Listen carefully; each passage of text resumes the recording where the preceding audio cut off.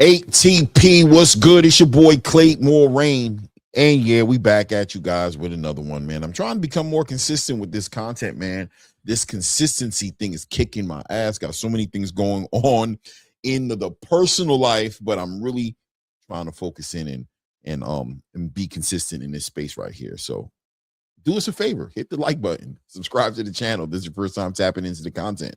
Look, it's fight week, guys. We're 2 days away. Subriel Matias versus Dalton Smith goes down in the Barclays Center in Brooklyn.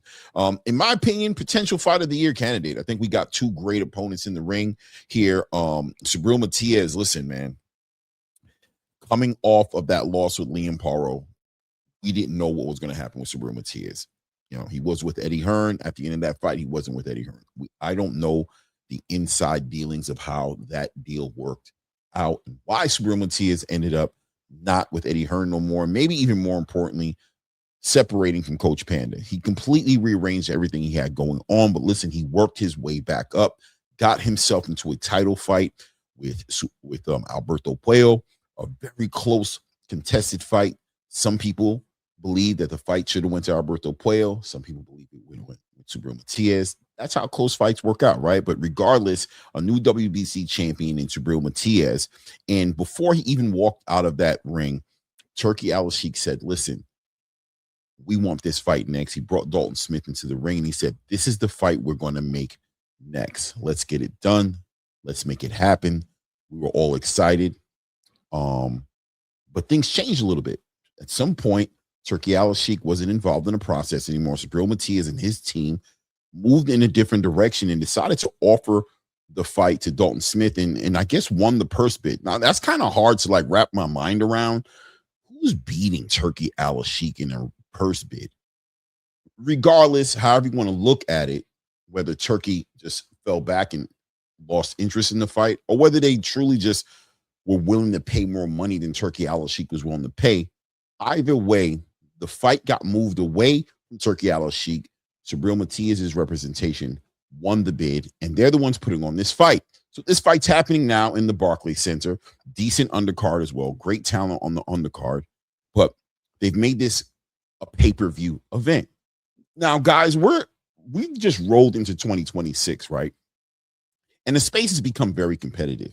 You've got the rollout of ZUFFA boxing. We don't know what that's going to do, but we do know that Dana White, Turki Al-Sheikh, and Nicholas Khan have come together on the back end of a $7.7 billion deal that Paramount gave to Dana White to host combat sports in general, right? So he's including boxing now with ZUFFA boxing. You have the UFC on Saturdays, and you have the WWE that will be popping off on Sundays. That's a big movement for anybody who's trying to get into the sports entertainment conversation during the weekends.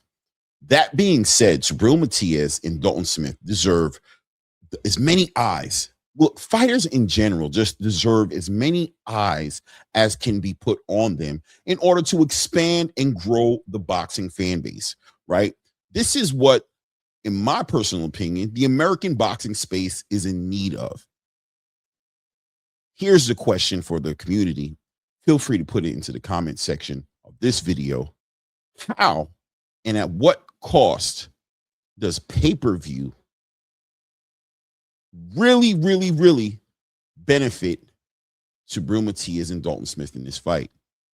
Both these fighters are great fighters stylistically, but as a casual fan who's going to be watching this sport, what incentive does that fan have to pay $60 to $70 to watch two fighters they never heard of fight, never probably even seen fight, when they have options to see other things that may be moving on the weekend? Now, I know there's not a UFC event going on. The UFC hasn't rolled out their first event yet. I believe that's January 23rd.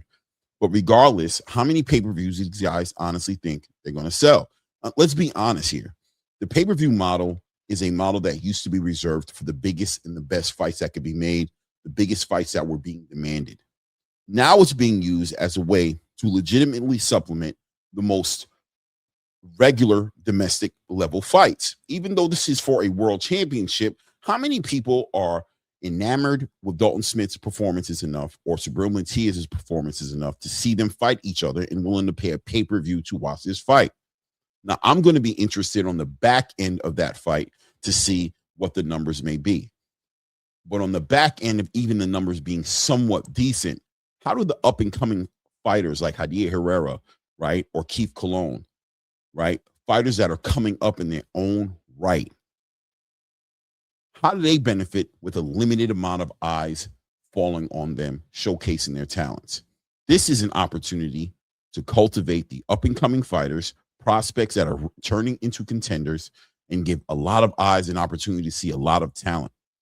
And in my opinion, I think there's an argument here to say that this may be being wasted on the idea of pay-per-views being able to help supplement clearly purses that are too big and large for fighters who haven't earned that type of status yet. Now, whatever Subriel Matias walks away on this fight with, I'm not here to contest it. Listen, man, I'm not here to put a price tag on what he's worth or what he's not worth. But I would say that potentially these fighters on this card would benefit from a free fight rolling out where fans, casual fans, are not being redlined outside of the space to see these fights, and ultimately growing the sport may be the best move rather than still continuing to harvest a soil that you guys refuse to till. I don't know. You guys let me know what you think in the comment section. It is what it is. The fight's going to be a great fight. I'm going to be honest with you guys. Me paying for the pay-per-view, I don't think I can sign up for this one. And I support and I pay for a lot. I watch a lot of boxing, clearly. If you guys follow me, you know I love to call these fights. But at some point, one has to draw a line in the sand and put his foot down.